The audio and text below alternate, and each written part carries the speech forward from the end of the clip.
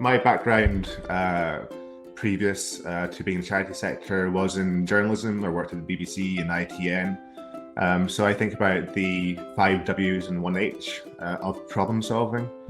And this is, I think, a really good way for starting with the basics. So you're thinking about who's it for, what do you want to achieve, where will you do it, when do you need it to do it by, why are you doing it, and why are you doing it, and then how are you going to implement it. I always like that concept of 5 Ws and 1 H just because it's quite sticky as well. So it's like a nice way of thinking about how you reduce things and make them memorable. And so with that in mind, when building a digital strategy, I recommend simplifying those fundamentals.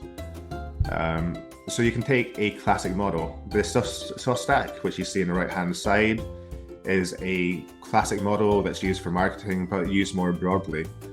You go, as you can see there, all the way from analyzing a situation through to taking actions in control.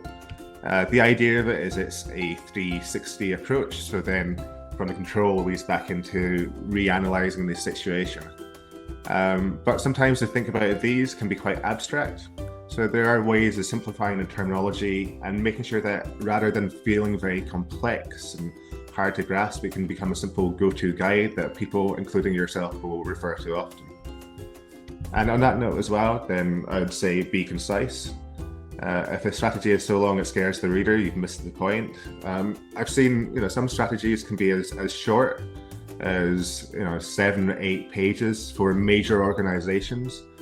So it doesn't need to be something that's in-depth. At the same time, it doesn't need to not be something that's in-depth. It's about the audience, it's about what you're trying to achieve. So really make sure that you're thinking about that aspect when you're starting something. I think one of the most important things that I would want you to take away is the fact that digital strategy is not static. Now, this should not be a document that sits in a folder somewhere and then gets hidden away. It's something that should feel vibrant. It should be go-to. It should be a guide. It should be something that you constantly refer to. And there's some, good reasons for that. Digital moves quickly, as I said before.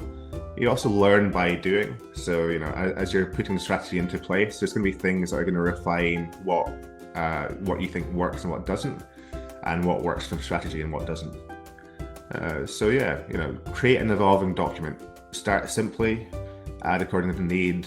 Don't overthink it. It can be very easy to do that. But again, if this is an evolving document, you don't need to worry about the fact that this is going to be the one true, source of truth. You can have the July version of strategy, the August version. You can then refine anything before you show it to other people, just to make sure that it feels accurate at that time. So in terms of the strategy, you have the front page, which is a pretty classic thing that you'll have. I like to make sure that you date this very clearly, keep it rooted to the time that it's produced. And this is all part of making sure that, as I said, it feels like a living guide rather than a dead document. This is definitely a work in progress. I think you can remove that disclaimer once you have something more refined, but you do want to make sure that it feels like this is what you're speaking about at this current time, because like I said before, then things can move very fast digitally. So what you'll see is, like I said before, there's that SOS stack framework. I've in this document and basically made that more friendly in terms of the terminology. I also begin with the strategy with the purpose as well. So like I said before, know why you're doing this. Keep it clear and simple, and keep that intended audience in mind.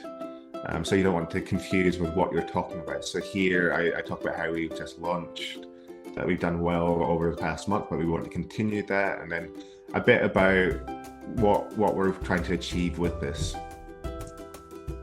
And then you go into what you call the situation analysis, but here I just call it where we are. And again, this is also using quite a well-known model, the SWOT, environmental analysis, but I'm making sure that it feels much more approachable, that you're not using things that are confusing that you need to explain about when you're presenting this to people. and it should speak to its own importance without needing to refer to the fact that you're using well-used models. So with the SWOT analysis, then you're basically looking at what's helpful, harmful from an internal, external perspective. So to go into this very briefly, with COVID aid, you have the strengths about having a strong brand, well-designed website, volunteers' weaknesses, very little funding at the moment, small voluntary team, opportunities in terms of what's unique about us externally, and then the threats as well to us externally in terms of being a very crowded sector, people worn out by the pandemic and so on. So yeah, you're taking a SWOT analysis just to make sure that you're aware not just of what's promising, what you can do, but also to acknowledge some of those more negative aspects.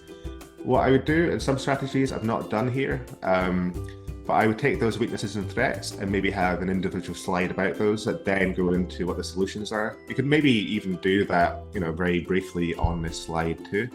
But I think it's good to openly acknowledge that there are some challenges to be overcome and that you have already thought about this. It shows that you're being proactive about those, which is reassuring.